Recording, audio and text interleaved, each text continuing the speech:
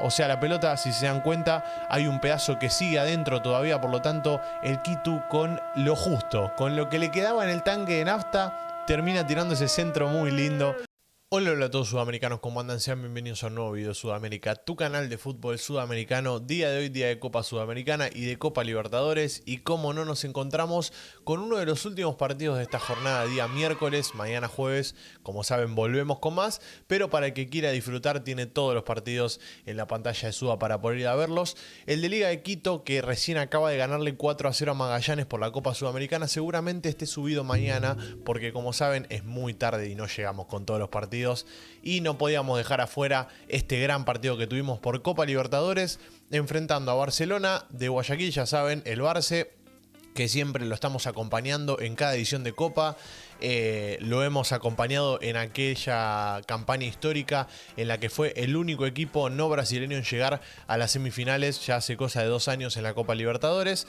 Y bueno, hoy vuelve a estar en la Copa Libertadores, en este caso enfrentando la segunda fecha a Bolívar. Ya saben que la primera fue derrota frente a Cerro Porteño en Paraguay, perdió, así que se tenía que reponer de alguna manera y lo hizo de la mejor manera posible. Y hoy en día, en estos momentos, tenemos a Palmeiras último en la tabla de posiciones. Es increíble, pero bueno, está Palmeiras en la cuarta posición de la fase de grupos. Ya saben que Palmeiras perdió con Bolívar en la ida, o sea, en La Paz. Y en este caso, bueno, mañana va a tener que jugar su partido frente a Cerro Porteño. Y ahí vamos a estar para acompañar en ese gran partido que vamos a tener del Ciclón enfrentando a Palmeiras. Pero bueno, vamos a ver en estos momentos qué fue y qué pasó en el partido entre Barcelona y Bolívar. Le voy a dar play a resumen de Garritas Junior, para el que quiera conocer el canal. Sube la mayoría de los resúmenes de la Copa Libertadores y Sudamericana, así que pueden ir a suscribirse a su canal.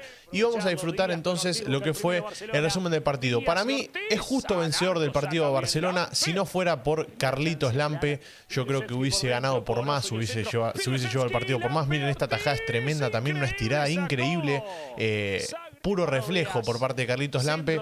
Es un arquero que siempre te salva, es increíble, pero siempre te salva. Y también la mala fortuna, porque miren este tiro al travesaño, acá otra vez atajando Lampe. O sea, fue muy frenético el comienzo de partido para el Barça, que yo sentí que volvió a tener esa esencia de Copa.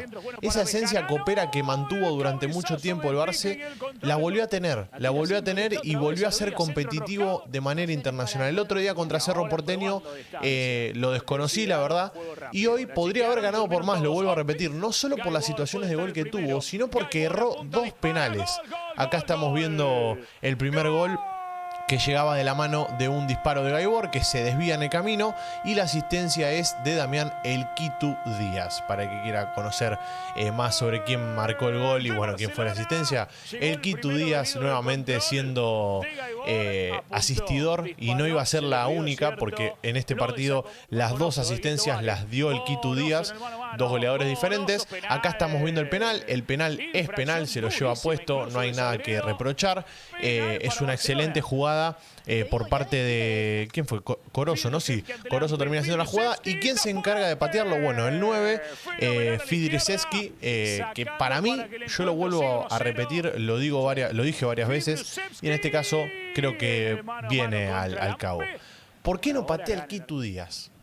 A mí no me importa que lo erre el Quito Díaz, pero ¿por qué no lo patea el Quito? Yo entiendo que hay que darle confianza al 9, o que quizás se tenía confianza y dijo, bueno, lo voy a patear. Es como el penal del segundo tiempo, que lo vamos a estar viendo. Acá otra vez, otro penal lo fabrica nuevamente Corozo, ¿es? Sí, si no me equivoco, Corozo, o no sé si fue uno de los que había entrado. Bueno, no importa. Cuestión, termina siendo penal para el Barça nuevamente. Tenía la posibilidad de liquidar el partido otra vez más. ¿Quién se iba a encargar de patearlo?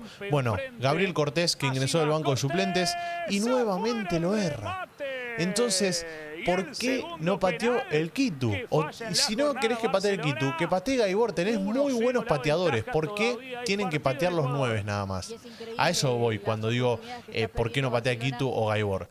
Yo lo vuelvo a repetir. Entiendo también que necesite ganar confianza cada jugador, pero en este caso te podría haber salido mal, porque miren lo que hacía Bolívar. Bolívar empataba el partido.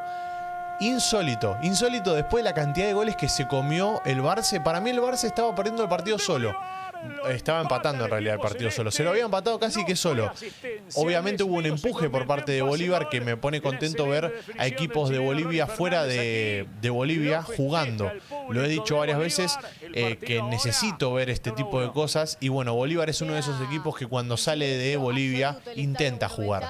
Y en este caso estaba empatando el partido, que quizás era un premio bastante grande para lo que había sido el trámite del partido.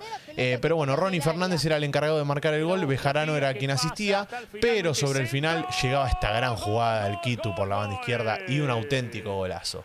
No se va la pelota, o sea, la pelota, si se dan cuenta, hay un pedazo que sigue adentro todavía, por lo tanto, el Quito con lo justo, con lo que le quedaba en el tanque de nafta, termina tirando ese centro muy lindo y después es un auténtico golazo de Jonathan Baumann, que rinde siempre Baumann. Hay que decirlo, Baumann es un jugador que siempre está a la altura. Nada que decir, un triunfo copero, un triunfo a la altura de lo que es una Copa Libertadores. Quizás sufrió de más, como bien dije también, quizás sufrió de más, se podría haber definido antes tranquilamente, pero bueno, las noches de Copa son así y hay que ganar. Y en este caso, con este triunfo del Barça, queda en tercera posición, detrás de Cerro, que está segundo, con 3 unidades, pero con un partido solo. Mañana puede tranquilamente ponerse como único puntero Cerro, o así también puede ganar Palmeiras y quedarse los 4 equipos con 3 puntos. Está muy peleado este grupo, me gusta mucho, hay mucha competencia y Palmeiras no es el cuco que todos piensan, así que se le puede competir. Ojalá se dé lo mejor peleado que esté el grupo, porque me encanta, siendo neutral, verlo desde afuera, pero bueno, siento que con este nivel el Barça, tranquilamente siendo más efectivo, puede llegar a competir por ingresar a los octavos de final. Como así también digo que Bolívar, ganando de local y tratando de jugar de visitante como hizo hoy, puede llegar también a meterse en los octavos de final. O sea, está para cualquiera, la verdad, esa es la realidad. Suscríbanse al canal, activen la campanita, sudamericanos. Gracias por estar ahí detrás de la pantalla.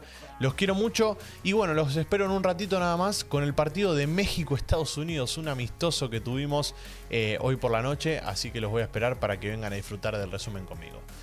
Nos vemos en el siguiente video. Chao, chao.